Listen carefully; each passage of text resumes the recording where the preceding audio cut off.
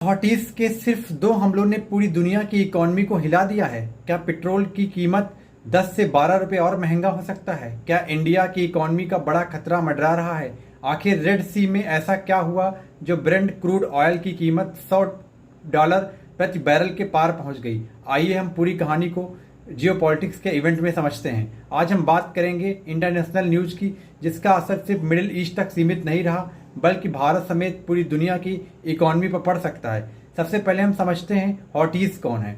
हॉटीज Yemen की एक arm group है जो ईरान के समर्थन में हमेशा रहते हैं। पिछले कई वर्षों में यमन में सिविल वार चल रही है।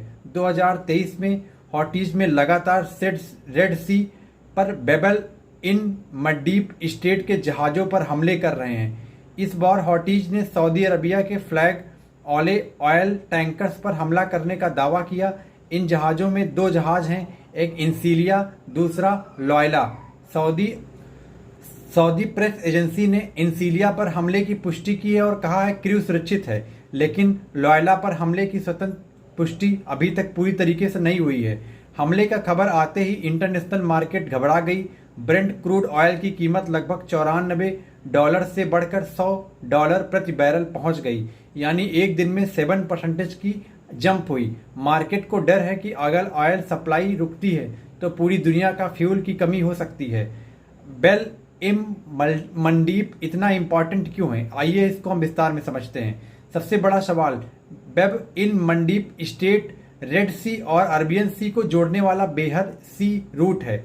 दुनिया के लगभग 10 से 12% ग्लोबल ट्रेड, जो करीब में 8 से 10% सी ब्रोन्स ऑयल ट्रेड इसी रास्ते से गुजरते हैं। यहाँ अगर शिपिंग रुकती है तो ऑयल की सप्लाई प्रभावित होती है। अब बात करते हैं भारत की। भारत अपनी ज़रूरत का लगभग 85% क्रूड ऑयल इंपोर्ट करता है। रिपोर्ट्स के अनुसार सऊदी अरब में लगभग 0.4 मिलियन बैरल प्रति इंडिया भेजता है। भारत के कुल ऑयल इंपोर्ट लगभग 5 मिलियन बैरल प्रतिदिन के आसपास है। यदि रेड सी रूट प्रभावित होता है तो शिपिंग कॉस्ट बढ़ जाएगी, इंश्योरेंस कॉस्ट भी बढ़ेगी और अंत में इसका असर पेट्रोल, डीजल और ट्रांसपोर्ट कॉस्ट पर पड़ेगा। रसिया का कनेक्शन इस समय रेड सी से तनाव से नहीं बल्कि यूक्रेन के ब्लैक सी से है। यूक्रेन भी ब्लैक सी में रसिया ऑयल शिप्स को टारगेट कर रहा है। रिपोर्ट्स के अनुसार जुलाई में यूक्रेन ने रसिया पर शिप पर 180 से ज़्यादा ड्रोन्स अटैक का दावा किया है। यह दुनिया के 2 बड़े ऑयल रूट्स में एक के साथ खतरा बढ़ गया है। शिपिंग एक्सपर्ट का कहना है कि बेब इल मंडीप सुरक्षित नहीं रहा तो जहाज अफ्रीका के कोप ऑफ गुड होप के रास्ते से जाना पड़ेगा।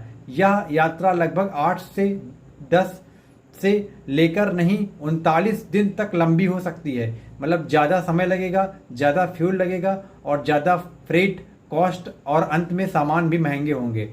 शिपिंग सोर्सेस के अनुसार वॉर रिस्क इंश्योरेंस पहले की तुलना से 10 से 15 गुना बढ़ सकता है, यानी जहाज भेजना पहले से कहीं ज़्यादा महंगा हो चुका है।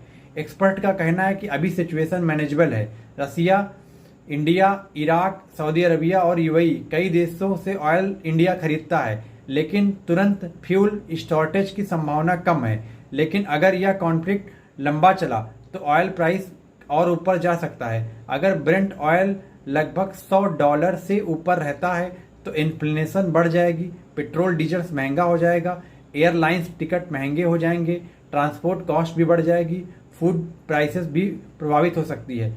यानी हॉटीज का हमला सिर्फ 2 जहाज़ों पर नहीं बल्कि पूरी ग्लोबल इकॉनमी पर दिखाई देने लगेगा। सबकी नज़र सऊदी अरबिया, ईरान, अमेरिका और इंटरनेशनल शिपिंग रूट्स पर रहेगी। अगर रेड सी का संकट और बढ़ा तो आने वाले दिनों में पूरी दुनिया को महंगे ऑयल का सामना करना पड़ सकता है।